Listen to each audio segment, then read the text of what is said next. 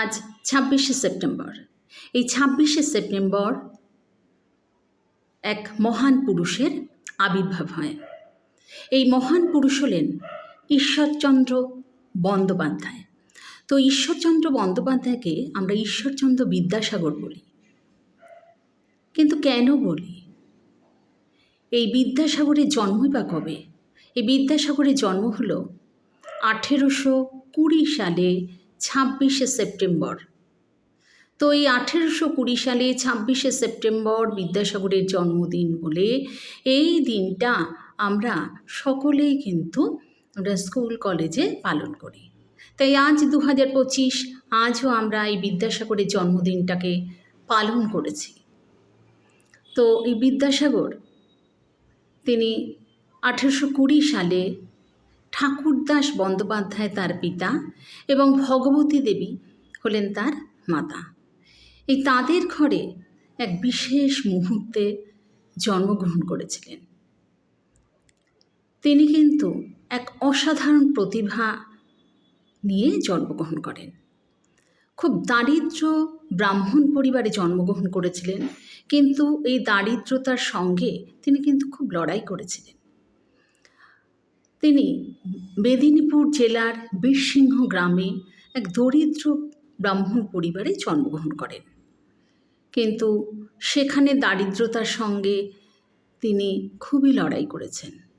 পরে তার পিতা যখন কলকাতায় চলে আসেন, সেখানে বড়বাজারে একটা কাজের সূত্রে আসেন। তারপরেই এই ঈশ্বরচন্দ্র বন্দ্যোপাধ্যায়কে কিন্তু নিয়ে আসেন এবং মাত্র ৯ বছর বয়সে সংস্কৃত স্কুলে তাকে ভর্তি করেন কলকাতায়। সেইখানেই তার লেখাপড়া।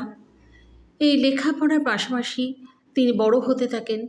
তারপর তার এই পাণ্ডিত্য সম্পর্কে আমরা জানতে পারি।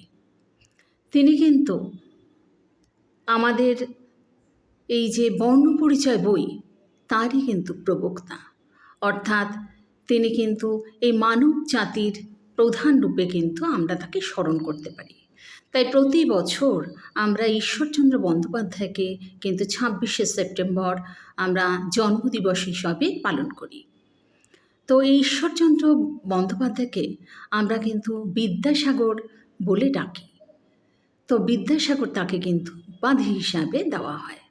তো এই ঈশ্বরচন্দ্র বিদ্যাসাগর তিনি কিন্তু স্ত্রী শিক্ষা বিস্তারে এবং আধুনিক শিক্ষা সম্প্রসারণে তিনি কিন্তু অভূতপূর্ব পরিচয় রাখেন।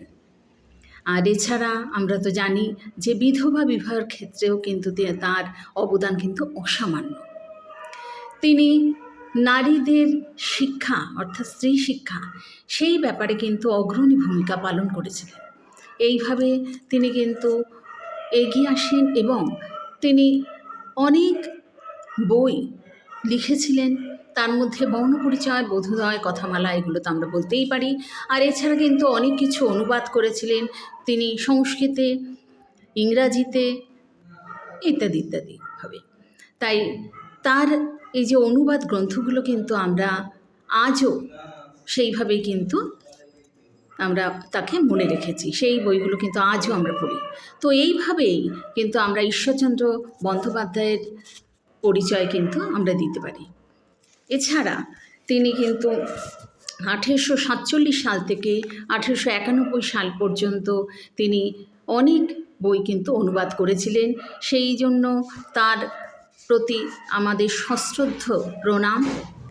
আর আজ এই জন্মদিনের দিন ২০২৫-এ এসেও আমরা কিন্তু সশ্রদ্ধ প্রণাম হিসাবে তাকে গ্রহণ করি।